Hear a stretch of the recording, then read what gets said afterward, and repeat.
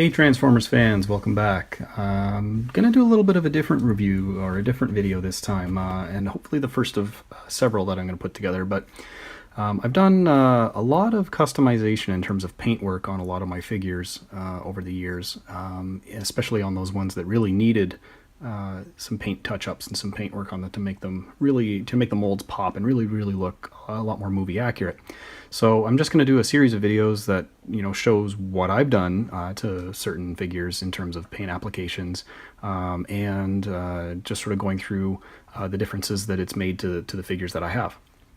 So the first one that I'm going to do is one of the ones that I really am the most happy with how it turned out, and also one of the ones that actually ended up being probably one of the most work that I've put into a repaint on a figure, and that is the Voyager-class Dark of the Moon Megatron.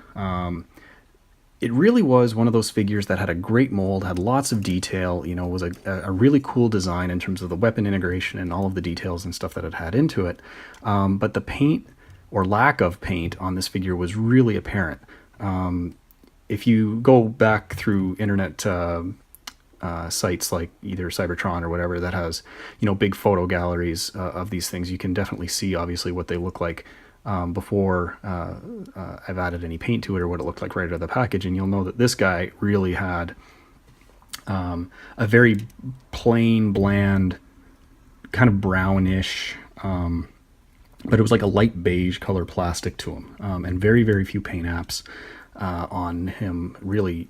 So it was just a very plain looking figure. So really what I wanted to do was make it so that it was much more movie accurate, and really kind of give him that dirty, rough looking look that he had in the movie, because he'd been beaten up and he was hanging out in the desert, and I really wanted this figure to look nice, and a lot more show accurate to what he did in the movie. So first off, I did a really sort of a full coverage paint job on him using a khaki drab acrylic paint from Tamiya. And it's a matte finish, it's a flat finish, so it's not shiny. It's got a little bit of a shine to it overall, but overall, I mean, it's pretty much a matte paint. I think it's just shiny from handling and that kind of stuff. And then added a lot of sort of silver accent details in like the chest and on the piping and in the nooks and crannies, like in his panel divisions there, within the knees, even on the arms. You can kind of see that there's some silver paint in the arm right there, and then dark gray. I usually use a flat aluminum paint for the silver, and then what is, again, these are all Tamiya paints, and then a dark metallic gray, or I think just metallic gray is what it's called, to give it sort of the darker gunmetal look. Added a lot of silver onto the gas tank, and then the parts in the feet here that sort of form the whole, the gas tank on his truck mode.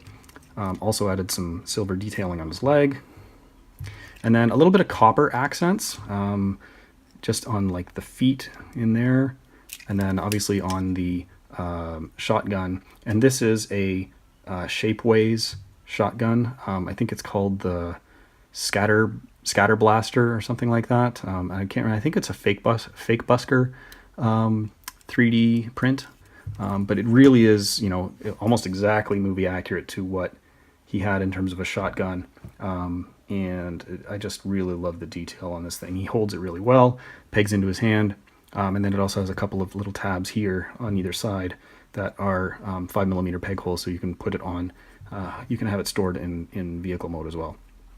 But that just sort of came in a basic, I think it was black, the original color that I got. Yeah, you can see it in there, it's black. And then I just painted up with the silver, the flat silver, the metallic gray, and then the copper accents as well, just to give it a little bit of color, make it pop. But yeah, so overall, I'm pretty happy with the way this guy turned out.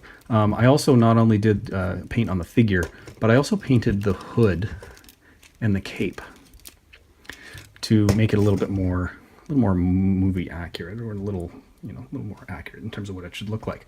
So basically what I did with this is the original color in here. You can see that there is, I don't know if you'll be able to see it on the camera. You can kind of see it, but the inside is the original color, the outside is what I did, and I just sort of washed with a little bit of diluted of the same color, the khaki, but I added some thinner to it, and just kind of put a nice wash over it to make it look dirty, and then painted the straps to give them a little bit more contrast on there, and then just silver on the little buckles there, just to give it a little more definition and make it look like a little bit more like it was an actual cloth. And I think it turned out pretty well.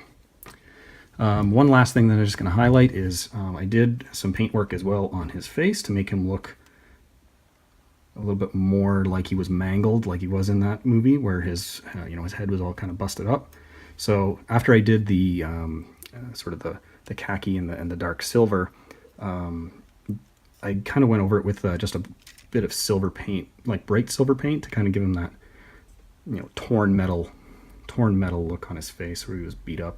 And I think it came out pretty good.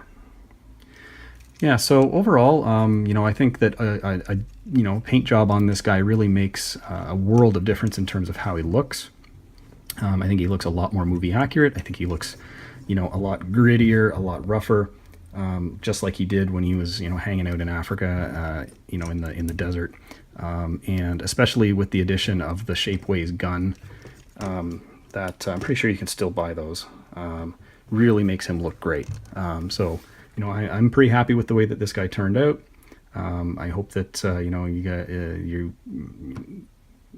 maybe it encourages you to do some of your own paint work. But yeah, so definitely one of the ones that I'm most happy with how it turned out. I think it's great, and I hope you all out there enjoyed having a look at it too. Maybe it gives you some ideas for your own figures. So thanks very much for watching. Coming at you again with some more custom paint videos shortly. Hope you enjoy them. Thanks very much, and we'll talk to you soon.